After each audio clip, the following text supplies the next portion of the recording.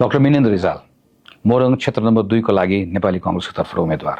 समकालीन नेपाली राजनीतिमा रहेका सर्वाधिक बौद्धिक व्यक्तिहरू मध्येको एक मान्दछु म डाक्टर मिनेन्द्र रिजाललाई। डाक्टर मिनेन्द्र रिजालले आफ्नो बौद्धिकताबाट नेपाली कांग्रेस पार्टीलाई मात्र योगदान पुर्याउनु भएको छैन।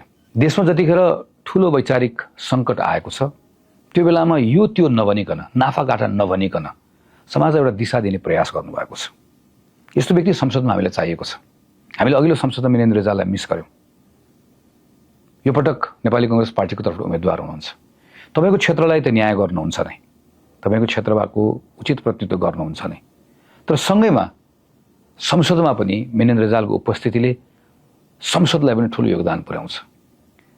विधिको शासनमा स्पष्ट प्रतिबद्धता, डेमोक्रेसी प्रतिको कमिटमेन्ट मिनेन्द्र रिजालले आर्जन गर्नुभएको उहाँको पुँजी हो र नागरिकहरूको सानसाना दुःखहरूलाई सम्बोधन गर्ने प्रयास मिनेन्द्र रिजालको व्यवहारिक राजनीतिको अर्को पाटो हो। मलाई विश्वास छ डाक्टर मिनेन्द्र रिजाललाई फेरि एकपटक तपाईले तपाईको सेवा गर्ने मौका दिनुहुन्छ र फागुन 21 गतेको निर्वाचनमा रुख चिन्हमा मतदान गरी अत्यधिक मतले विजयी गराइदिनुहुन्छ। जय नेपाल।